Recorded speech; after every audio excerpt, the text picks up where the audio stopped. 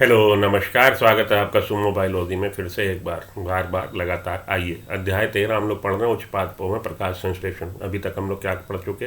अभी तक हम लोग पढ़ चुके कि हम क्या जानते हैं, ये टॉपिक हम पढ़ चुके। हम क्या जानते हैं ये टॉपिक पढ़ चुके। उसके बाद हम लोग प्रारंभिक प्रयोग, इसके बारे में भी बात कर चुके, प्रारंभिक प्रयोगों के बारे में। उसके बाद हम लोग पढ़ चुके हैं प्रकाश संश्लेषण कहाँ संपन्न होता है, इसकी भी वीडियो अपलोड हो चुकी है। आगे चलते हैं। प्रकाश संश्लेषण कहाँ संपन्न होता के बाद प्रकाश संश्लेषण में कितने प्रकार के वर्णक भाग लेते हैं, इसकी भी बात हो चुकी। एक्शन स्पेक्ट्रम और एब्जॉर्प्शन स्पेक्ट्रम की बात हो चुकी। प्रकाश अभिक्रिया क्या है, व्हाट इज लाइट रिएक्शन, इसकी भी बात हो चुकी। प्रकाश अभिक्रिया क्या है। फिर हम लोगों ने पढ़ा इलेक्ट्रॉन परिवहन, ETS, electron transport system, electron transport chain, इसकी भी हम लोग बात कर चुके हैं। और उसके बाद हम लोग पढ़ चुके हैं जल का विघटन, फोटोलिसिस ऑफ वाटर, इसकी भी बात हम लोग कर चुके हैं। तो चक्री व चक्री photophosphorylation, what is photophosphorylation, photophosphorylation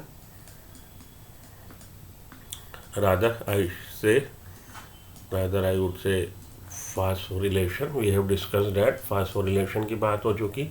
phosphorylation of 3 type, photophosphorylation oxidative और सबस्ट्रेट लेवल, उसकी भी बात हो चुकी। फिर फोटोफॉस्फोरिलेशन साइक्लिक, नॉन साइक्लिक, चक्री अचक्री, उसकी भी बात हो चुकी। रसो परासरणी परिकल्पना, केमियोस्मोटिक हाइपोथेसिस, ये हम लोगों ने यहाँ तक हम लोग डिस्कस कर चुके हैं। अब हम लोग पढ़ने जा रहे हैं chemiosmotic hypothesis. Peter Mitchell was the scientist who propose this. Peter Mitchell scientist थे रसोपरासरणी परिकल्पना के जनक। चलिए रसोपरासरणी परिकल्पना को हम लोग पढ़ते हैं। ओके, ठीक है जी। आइए अब हम यह समझने का प्रयत्न करें कि क्लोरोप्लास्ट में ATP कैसे संश्लेषित होता है। अब हम डिस्कस करने जा रहे हैं कि क्या क्रियाविधि है जिस क्रियाविधि की सहायता से ATP सिंथेसिस हो रहा है क्लोरोप्लास्ट में। इस प्रक्रम का वर्णन रसोपरासरणी परिकल्पना द्वारा करते हैं। तो ये जो प्रोसेस है, इस प्रोसेस को हम लोग डिस्क्राइब करते हैं केमियोस्मोटिक हाइपोथेसिस और रसोपरासरणी परिकल्पना। रसोपरासरणी परिकल्पना, केमियोस्मोटिक हाइपोथेसिस, पीटर मिशेल साइंटिस्ट जिन्होंने इसको दिया। श्वसन की भांति ही प्रकाश संश्लेषण में भी ATP का संश्लेषण एक झिल्लिका के आर पार प्रोटॉन प्रवणता के कारण होता। बहुत इंपॉर्टेंट लाइन है, अंडरलाइन कर लीजिए। श्वसन रेस्पिरेशन जब हम लोग पढ़ेंगे तो वहाँ पे भी देखेंगे ATP का सिंथेसिस किससे हो रहा। तो ब्रेक डाउन होता है प्रोटॉन ग्रेडियंट का, प्रोटीन प्रवणता बनती है और प्रोटीन प्रवणता को जब विच्छेदित किया जाता है, जब उसको छिन्न भिन्न किया जाएगा तो प्रोटॉन प्रवणता के छिन्न भिन्न होने से बनता है ATP। तो श्वसन की भांति ही प्रकाश संश्लेषण में भी ATP का संश्लेषण एक झिल्लिका के आर पार प्रोटॉन प्रवणता, प्रोटॉन ग्रेडियंट बनने के कारण होता है। प्रोटॉन ग्रेडियंट के ब्रेक थ्रू से बनती है। यहाँ पर यह झिल्ली थाइलाकॉइड की होती है। यहाँ पर कहाँ पर, क्लोरोप्लास्ट में। क्लोरोप्लास्ट को आपने देखा कि double membrane bound cell organelle है, कोशिका का उप अंग है, 2 मेम्ब्रेन से 2 झिल्ली से आबद्ध, और इसमें आपको थाइलाकॉइड्स मिलते हैं। तो थाइलाकॉइड की ल्यूमेन के अंदर थाइलाकॉइड, इसको अब आप इतने हिस्से को हाईलाइट कर लीजिए, जैसे आप अपने टच स्क्रीन मोबाइल को टैप करके उसको हाईलाइट कर लेते हो। तो हाईलाइट अब आपने थाइलाकॉइड को कर लिया। ये थाइलाकॉइड की ल्यूमेन है, गुहा, रिक्त स्पेस, और ये उसकी झिल्ली है। तो ल्यूमेन में बन जाएगा प्रोटॉन ग्रेडियंट। और बाहर क्या है, क्लोरोप्लास्ट के बाहर यहाँ पे है स्ट्रोमा, ग्राउंड सब्सटेंस स्ट्रोमा है। ये है थाइलाकॉइड की ल्यूमेन। तो 2 पलड़े तराजू के, दोनों कम ज़्यादा, एक ज़्यादा एक कम, ऊपर नीचे ग्रेडियंट, अंतर, विभव। तो ये बन गया विभव। बाहर की तुलना में अंदर प्रोटॉन ज़्यादा हो जाते हैं, वो प्रोटॉन ग्रेडियंट, प्रोटॉन विभव कहलाता है। ठीक है जी। आइए, प्रोटॉन ग्रेडियंट प्रवणता कहलाता है, विभव तो हो गया पोटेंशियल, प्रोटॉन प्रवणता कहलाएगा। थाइलाकॉइड में ल्यूमेन में बन जाता है प्रोटॉन ग्रेडियंट। श्वसन की भांति ही प्रकाश संश्लेषण में भी एटीपी का संश्लेषण एक झिल्ली के आर पार प्रोटॉन प्रवणता के कारण होता है। यहाँ पर झिल्लिकाएं थाइलाकॉइड की होती हैं।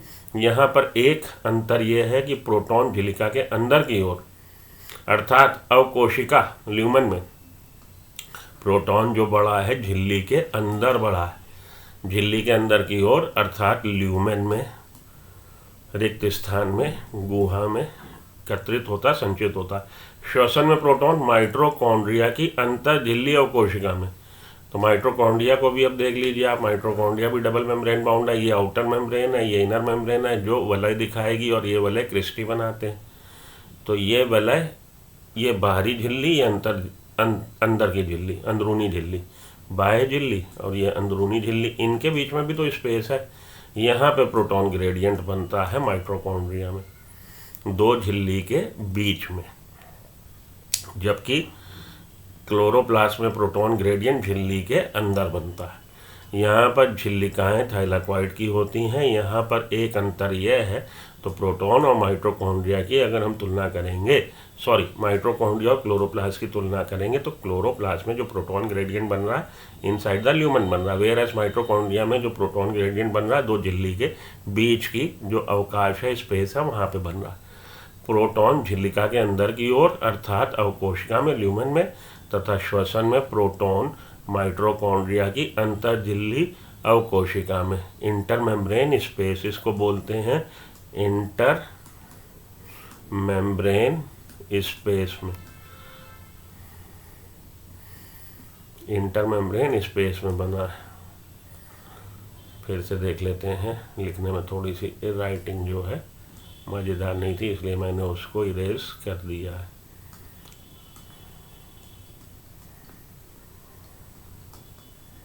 इंटर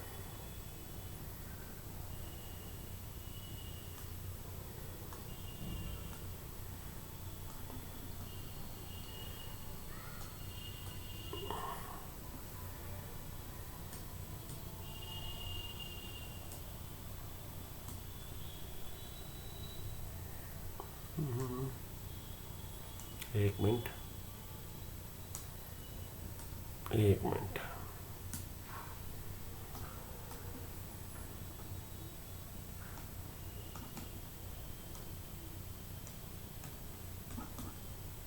हाँ जी, इंटर मेम्ब्रेन स्पेस,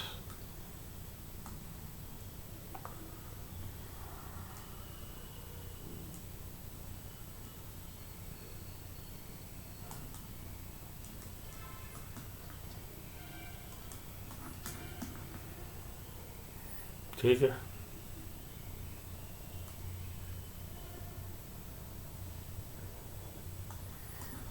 तो माइटोकॉन्ड्रिया में जो बना प्रोटॉन ग्रेडियंट वो इंटर मेम्ब्रेन स्पेस में बना, वेयर एज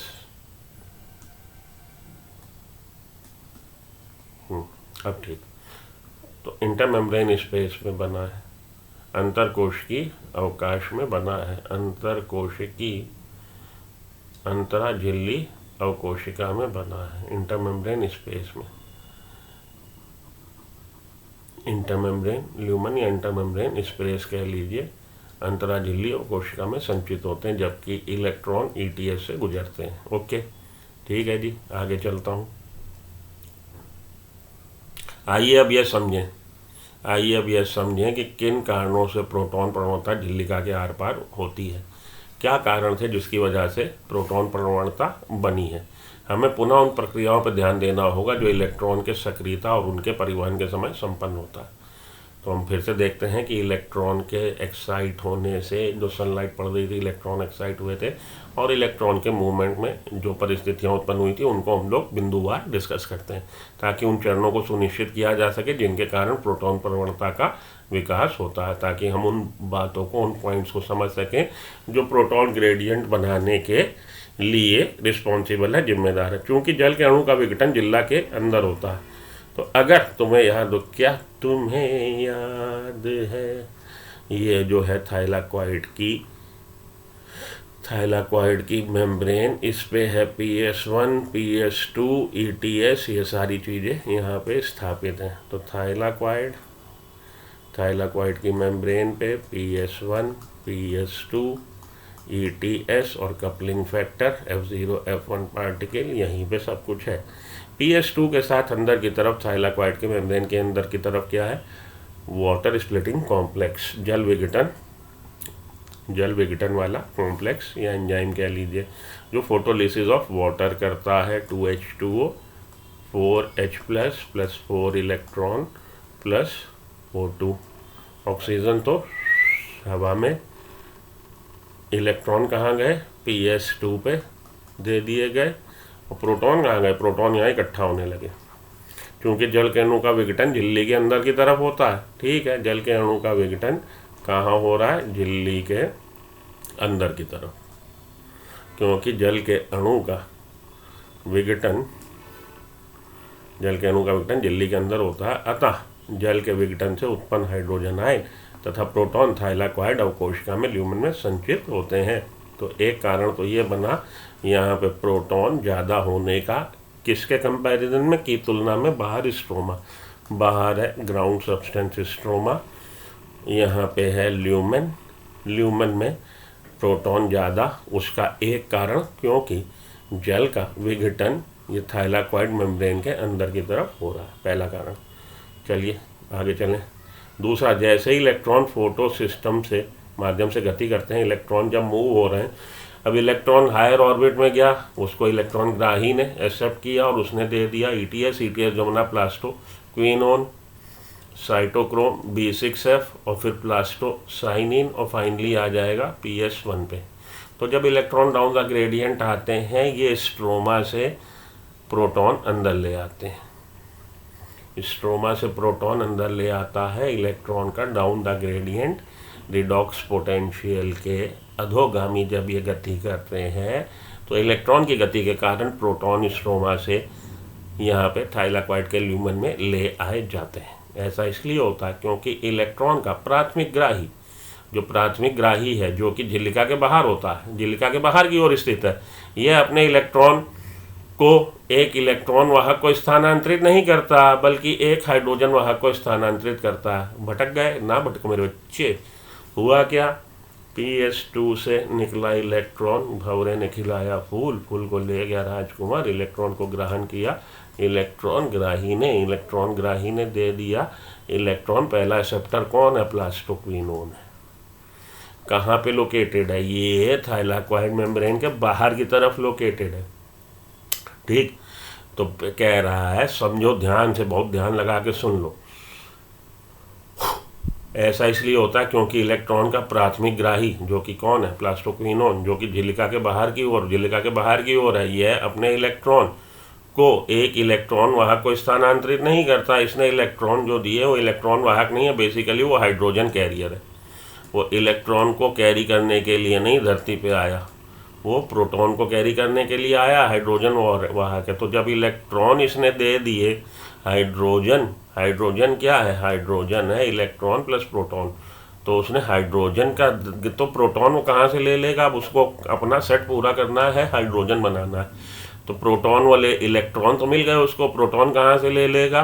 बाहर से, स्ट्रोमा से। हाइड्रोजन कंप्लीट हो गया, बल्कि ये एक हाइड्रोजन वाहक है। अतः इलेक्ट्रॉन प्रवाह के समय यह अणु स्ट्रोमा से एक प्रोटॉन को ले लेता है। तो इलेक्ट्रॉन और प्रोटॉन मिलकर बना लिया हाइड्रोजन। उसको मिले थे केवल इलेक्ट्रॉन, वो चाहता था कि इलेक्ट्रॉन नहीं हो तो प्रोटॉन को ले जाना चाहता था। वो जो ओला गाड़ी खड़ी थी, उस ओला गाड़ी का ड्राइवर किसको बिठाना चाहता है? वो बिठाना चाहता है हाइड्रोजन को। तो इलेक्ट्रॉन मिल गया। अब इसमें क्या हम मिला दें कि हाइड्रोजन एटम पूरा हो जाए? प्रोटॉन मिला दें। तो इलेक्ट्रॉन तो मिल गया उसको इलेक्ट्रॉन कैरियर से, लेकिन प्रोटॉन उसने कहाँ से ले लिया? बाहर से, स्ट्रोमा से ले लिया। जब यह अणु अपने इलेक्ट्रॉन को झिल्ली के भीतर की ओर स्थित इलेक्ट्रॉन वाहक को दे देता, अब ये प्लास्टोक्विनोन झिल्ली के अंदर की तरफ इलेक्ट्रॉन वाहक को देगा, तो इलेक्ट्रॉन देगा और प्रोटॉन इधर अंदर छोड़ देगा। कहाँ पे? ल्यूमेन में। तब प्रोटॉन को अंदर की ओर, झिल्ली की अवकोशिका की ओर मुक्त कर देता है, मुक्त होता है। इस वजह से प्रोटॉन ग्रेडियंट बनने लगता है। और तीसरी बात, तीसरी बात और समझिए, NADP रिडक्टेज एंजाइम झिल्ली के स्ट्रोमा की ओर है। ये देखिए इस स्टेप पे रिडक्टेज एंजाइम यहाँ है। तो रिडक्टेज एंजाइम ने जब लिए फोटो सिस्टम 1 से आए इलेक्ट्रॉन, और वो इलेक्ट्रॉन जब ले रहा है NADP प्लस, और वो जनरेट कर रहा है रिड्यूसिंग पावर NADPH, तो इलेक्ट्रॉन तो मिल गए इसको, तो प्रोटॉन इसने कहाँ से उठाए, स्ट्रोमा से उठा लिया NADP ने, NADP प्लस ने, और इसने जनरेट कर दिया NADPH, ये रिड्यूस हो गया NADPH में, तो बाहर से प्रोटॉन यूज़ हो गए। ठीक है, तो अब ये वाला जो डायग्राम है आपका, ये आपके नए वाले NCERT बुक का है। जिन बच्चों के पास जो इस समय देख रहे हैं लेक्चर और उनके पास पुरानी NCERT है, इसको आप स्क्रीनशॉट कैप्चर कर लीजिए, ले लीजिए और समझ लीजिए। फोटो सिस्टम 2 का रिएक्शन सेंटर की पीक 680 प्रकाश पड़े, एक्साइट हुआ, इलेक्ट्रॉन हायर ऑर्बिट में गया। इलेक्ट्रॉन को किसने पकड़ा, प्लास्टोक्विनोन ने। तो प्लास्टोक्विनोन बेसिकली जो बाहरी झिल्ली के बाहरी तरफ है, बेसिकली वो जब अपने इलेक्ट्रॉन देगा किसको, साइटोक्रोम B6F को, तो बेसिकली ये प्लास्टोक्विनोन हमारा इलेक्ट्रॉन कैरियर नहीं है, ये क्या है, ये है हाइड्रोजन कैरियर। तो ये H+ ले लेता है बाहर से। अब H+ जब इसने साइटोक्रोम B6 जो कि अंदर की तरफ है प्लास्टोसाइनिन को दिए जब इलेक्ट्रॉन, तो ये प्रोटॉन जो बाहर से लिया था, प्रोटॉन को इधर रिलीज कर दिया और इलेक्ट्रॉन इसने प्लास्टोसाइनिन को दे दिए। तो साइटोक्रोम B6F के चैनल से जब इसने इलेक्ट्रॉन दे दिए किसको, प्लास्टोसाइनिन को, तो प्लास्टोक्विनोन, साइटोक्रोम B6F और प्लास्टोसाइनिन, इनका क्रम याद रखिएगा। ठीक है, अब इसमें आपको ये कंफ्यूजन होती है कि भाई इलेक्ट्रॉन जो अंदर की तरफ झिल्ली वाला, जो अंदर की तरफ झिल्ली का जो इलेक्ट्रॉन एक्सेप्टर है वो कौन है, प्लास्टोसाइनिन, और जो बाहर की तरफ है वो कौन है, प्लास्टोक्विनोन है। ठीक है, बाहर की तरफ प्लास्टोक्विनोन है, अंदर की तरफ प्लास्टोसाइनिन है। प्लास्टोक्विनोन को जब इलेक्ट्रॉन मिले, वो इलेक्ट्रॉन इसने प्रोटॉन बाहर से उठा लिए और ये रिड्यूस हो गया। अब इसने इलेक्ट्रॉन तो पास कर दिए प्लास्टोसाइनिन को वाया साइटोक्रोम B6F, लेकिन प्रोटॉन इसने इधर रिलीज कर दिए हैं ल्यूमेन में। तो ल्यूमेन में प्रोटॉन की संख्या बढ़ने लगी, अंतर ही पैदा करना है, प्रवणता पैदा करनी है, यहाँ पे प्रोटॉन हमें ज़्यादा करने। तो एक कारण तो है इलेक्ट्रॉन जब डाउन द ग्रेडियंट आते हैं उनके कारण प्रोटॉन यहाँ आता है। दूसरा कारण जल का ऑक्सीड, फोटोलिसिस ऑफ वाटर, ये ब्रेकडाउन जो वाटर का हुआ उसकी वजह से प्रोटॉन यहाँ पे जनरेट हुए, ऑक्सीजन तो चली गई हवा में और इलेक्ट्रॉन चले गए फोटो सिस्टम 2 को।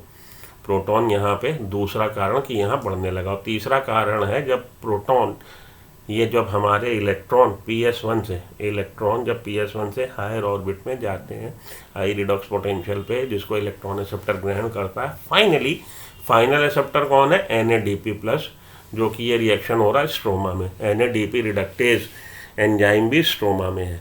तो जब NADP+ का रिडक्शन होता है NADPH+H+ में, तो इलेक्ट्रॉन तो फोटो सिस्टम 1 से आ गए, लेकिन प्रोटॉन इसने कहाँ से लिए हैं, प्रोटॉन इसने स्ट्रोमा से लिए हैं। इस कारण से बाहर, ये बाहर क्या है, ये स्ट्रोमा है और ये थाइलाक्वाइड है, ये थाइलाक्वाइड है, ये थाइलाक्वाइड की ल्यूमेन है। तो थाइलाक्वाइड की ल्यूमेन में प्रोटॉन ज़्यादा होने लगे।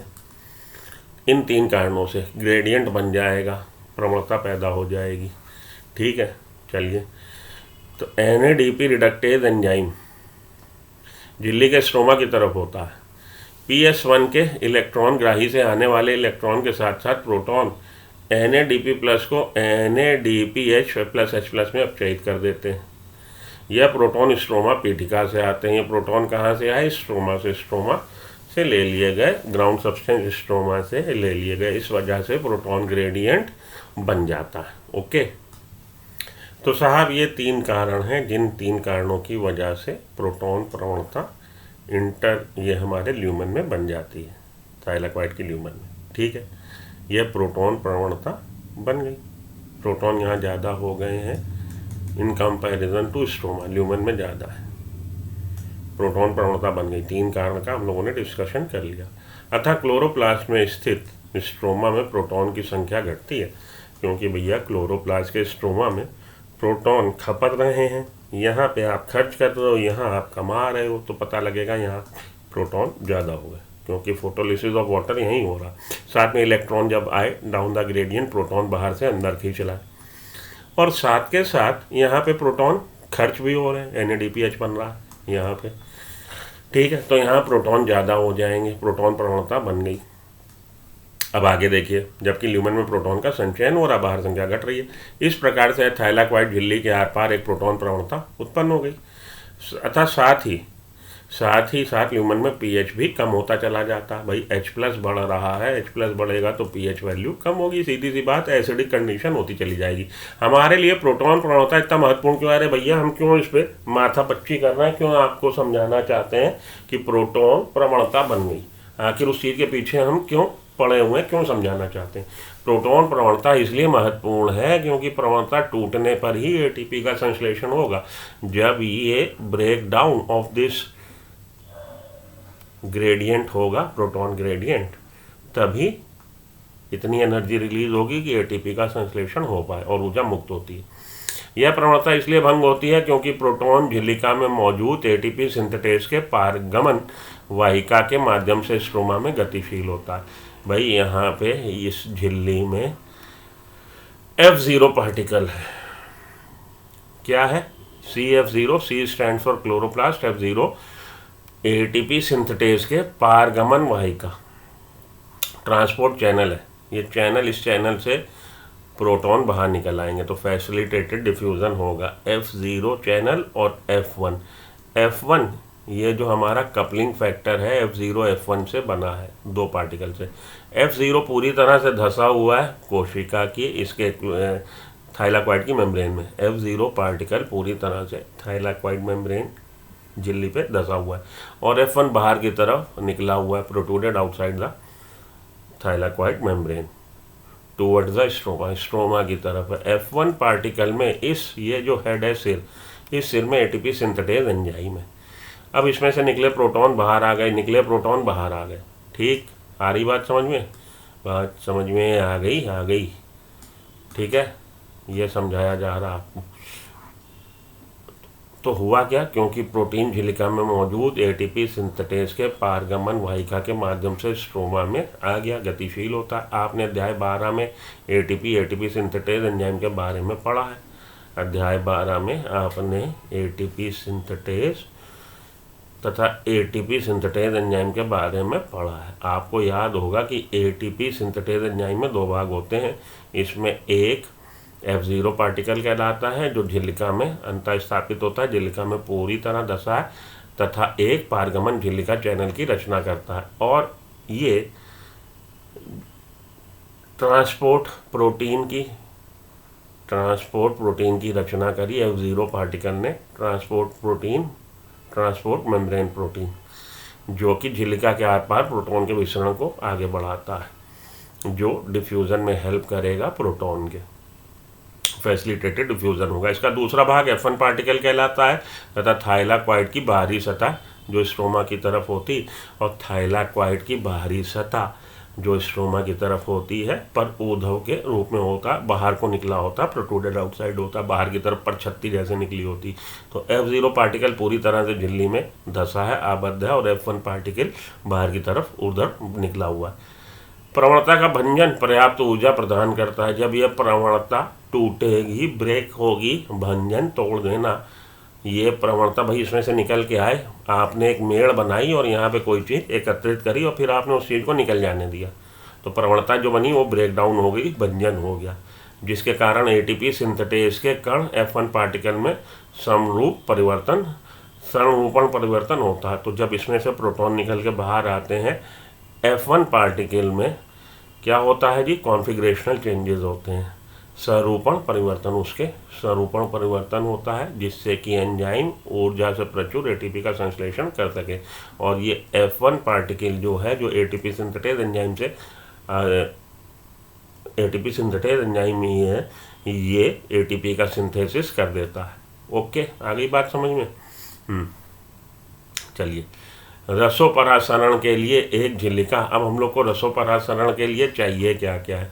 तो रसोपरासरण के लिए एक झिल्लिका, एक मेम्ब्रेन चाहिए, प्रोटॉन पंप चाहिए, एक प्रोटीन प्रवणता, प्रोटॉन प्रवणता तथा एटीपी सिंथेटेज। तो क्या क्या चाहिए आपको? मेम्ब्रेन चाहिए, झिल्ली, प्रोटॉन पंप चाहिए जो प्रोटॉन को पंप कर सके अंदर, इकट्ठा तो करे, पहले तो ठूस के भर दो यहाँ पे बाहर से, पहले तो भर दो यहाँ पे, और भरने के बाद उसको निकल जाने दो। तो हमें चाहिए मेम्ब्रेन। भाई आपने पानी को रोकना है, डैम बनाना है, तो एक मेम्ब्रेन तो हो, एक झिल्ली तो हो जिसमें आप भर सकें ठूसने। ठीक है जी, पहले तो ठूसा जाएगा तो झिल्ली चाहिए और ठूसने के लिए पंप चाहिए। उसके बाद एक झिल्ली चाहिए, एक प्रोटॉन पंप चाहिए, एक प्रोटॉन प्रवणता, फिर प्रोटॉन ग्रेडियंट डेवलप हो जाना चाहिए। तो मेम्ब्रेन चाहिए, प्रोटॉन पंप चाहिए, और अल्टीमेटली प्रोटॉन ग्रेडियंट भरते रहने से प्रोटॉन ग्रेडियंट, प्रोटॉन प्रवणता डेवलप हो जाएगी, और फाइनली एटीपी सिंथेटेज। और फिर जब ये इसमें से निकल के बाहर जाएगा, फिर से देख लीजिए, ये है मेम्ब्रेन, F0 यहीं पे पूरी तरह से धंसा है, F1 बाहर की तरफ निकला हुआ है। जब इसमें से प्रोटॉन निकल के बाहर जाएगा तो ये जो प्रोटॉन प्रवणता बनी, ये उसका भंजन हो जाएगा। भंजन होने से F0 से निकल के जब ये जा रहा है F1 से निकल के, तो इसमें स्वरूपण परिवर्तन कर रहा है, कॉन्फ़िगरेशनल चेंजेस कर रहा है, और उन चेंजेस की वजह से और प्रोटॉन के मूवमेंट की वजह से जो एनर्जी रिक्वायर्ड है कि एटीपी के साथ इनऑर्गेनिक फॉस्फेट रिएक्शन कर जाए और एटीपी बन जाए, वो एनर्जी इसके प्रोटॉन के बाहर निकलने की वजह से रिलीज़ हुई, और उस एनर्जी की सहायता से एटीपी का सिंथेसिस हो गया। तो पूछा ये आपसे जाता है कि भैया केमी-ऑस्मोटिक थ्योरी के द्वारा ये जो परिकल्पना दी गई, इस परिकल्पना में केमी-ऑस्मोटिक थ्योरी के द्वारा प्रोटॉन ग्रेडियंट ब्रेक डाउन होने से जो एटीपी सिंथेसिस हो रहा है, उसके लिए क्या क्या मिनिमम रिक्वायरमेंट क्या क्या? 4 चीज़ें चाहिए, झिल्ली चाहिए, प्रोटॉन पंप चाहिए, प्रोटॉन प्रवणता चाहिए, साथ के साथ एटीपी सिंथेटेज एंजाइम चाहिए। पूछा जाता है, यही बातें यहाँ पे अच्छे से पढ़ लीजिए। फिर ये पूछा जाता है जो कपलिंग फैक्टर है, जो F0 F1 पार्टिकल से बना है, इसमें F0 पार्टिकल का क्या रोल है, F1 पार्टिकल का क्या रोल है? F0 पार्टिकल ट्रांसमेम्ब्रेन चैनल बना रहा है, ये मेम्ब्रेन का चैनल बना रहा है कि उसमें से रास्ता सुरंग बना रहा है कि बाहर आ जाए कौन? प्रोटॉन। और F1 पार्टिकल क्या है? F1 पार्टिकल में एटीपी सिंथेटेज एंजाइम है। F1 particle basically ATP synthetase enzyme है जो एटीपी की सिंथेसिस करता है। यही बातें आपसे पूछी जाती हैं घुमा फिरा के, बार बार हर बार लगातार। आइए इधर देखिए, इसको मैं थोड़ा सा हाईलाइट करूं तो ये देखो बाप, मेम्ब्रेन में F0 पूरी तरह से धंसा, उसने क्या बना दिया? रास्ता, टनल। भैया तुम इधर से निकल जाओ, तुम निकल नहीं पा रहे बाहर, दरवाजे बंद है, चोर दरवाज़ा बना दिया, तो इसमें से निकल के प्रोटॉन बाहर आया। ये है F1 पार्टिकल, CF0, यहाँ पे F0, ये F1। C stands for chloroplast. F0 F1 particle दोनों को मिला के कहते हैं कपलिंग फैक्टर, दोनों को मिला के बोलेंगे आप कपलिंग फैक्टर। F0 पार्टिकल का काम कि निकल जाने देगा, F1 पार्टिकल का काम कि एटीपी सिंथेसिस करेगा।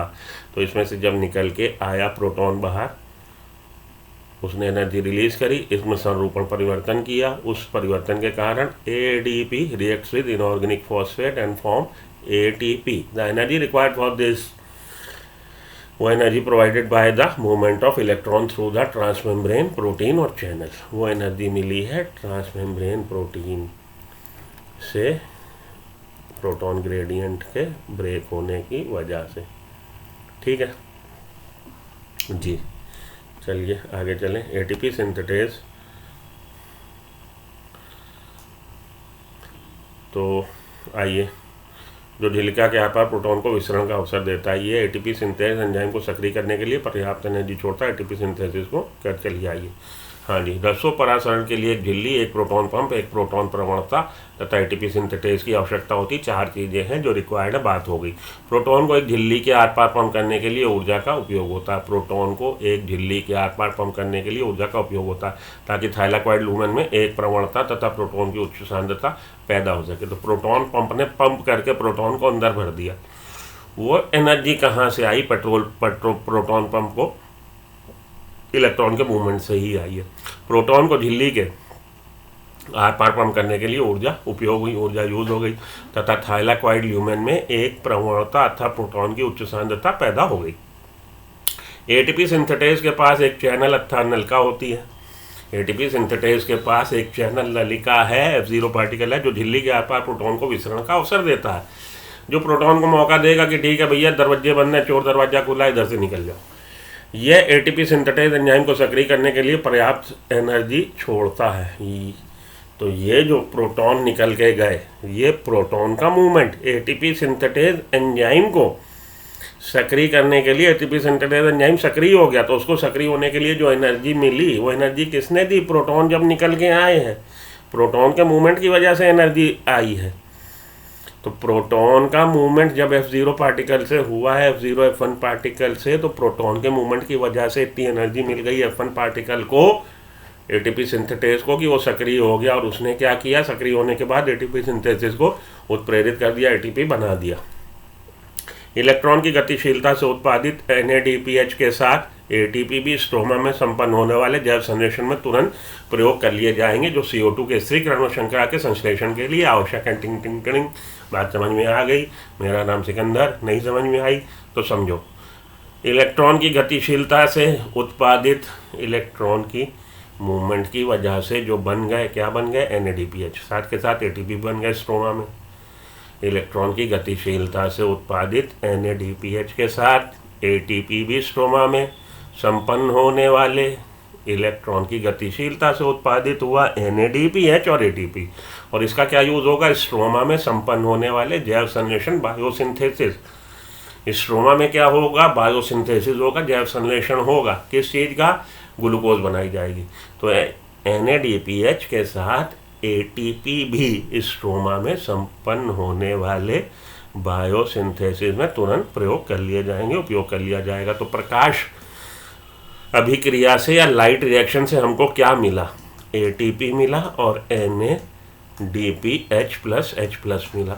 इनका क्या यूज़ कर लिया जाएगा? अगले स्टेप में डार्क रिएक्शन में इनका इस्तेमाल कर लिया जाएगा तुरंत ही। किस चीज़ के लिए? बायोसंश्लेषण में। बायोसंश्लेषण किसका? ग्लूकोज का। तो शर्करा के जैव संश्लेषण के अगले स्टेप में इनका इस्तेमाल कर लिया जाएगा। वो कहाँ होगा? स्ट्रोमा में होगा। इलेक्ट्रॉन की गतिशीलता से उत्पादित NADPH के साथ एटीपी भी स्ट्रोमा से संपन्न होने वाले जैव संश्लेषण में तुरंत उपयोग कर लिए जाएंगे, जो CO2 के स्थिरीकरण, इसको बोलते हैं CO2 फिक्सेशन, कार्बन डाइऑक्साइड का फिक्सेशन, या हिंदी में बोले तो स्थिरण। CO2 फिक्स कर दी गई तो CO2 को बदल दिया गया कार्बन, इसके कार्बन डाइऑक्साइड के कार्बन से बना दिया गया C6H12O6 ग्लूकोज का मॉलिक्यूल। तो इसको हम लोग बोलते हैं fixation of carbon atom, CO2 fixation. तो जैव संश्लेषण में तुरंत उपयोग कर लिए जाएंगे, जो CO2 के स्थिरीकरण, स्थिरण एवं शर्करा के संश्लेषण के लिए, and for the synthesis of sugar is required, जो आवश्यक है। तो यहाँ पे आके अब आपका ख़त्म हुआ है क्या जी? प्रकाश अभिक्रिया। अब हम लोग पढ़ते हैं कि भैया ये यूज़ कहाँ होते हैं, क्या चीज़ यूज़ कहाँ होते हैं? एटीपी तथा NADPH का उपयोग कहाँ होता है? तो ये हमारा डार्क रिएक्शन में आता है, जो एक लंबा खासा टॉपिक है। इसको इसमें कंटिन्यू करेंगे, आपका लेक्चर लंबा हो जाएगा, इसलिए मैं अपनी वाणी को यहाँ विराम देता हूँ। कल डार्क रिएक्शन में आपसे बात करता हूँ। तो आज के लिए इतना को पढ़ें, एंजॉय करें। कैसा लगा लेक्चर कमेंट सेक्शन में बोल दें। अच्छा हो तो ही बोलना, ख़राब लगे तो बाईपास कर जाना, ब्लॉक करो, हटाओ।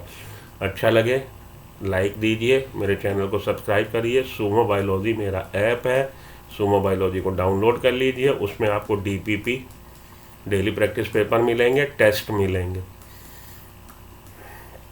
इंस्टाग्राम पे फॉलो करिए, फेसबुक पे फॉलो करिए, धूम मचा दिए, गर्दा उड़ा दीजिए। तो मिलते हैं एटीपी और NADPH का प्रयोग कहाँ होता है, उपयोग कहाँ होता है, कल करते हैं इसके बारे में बात। Till then good luck, good bye, have a nice day, thank you.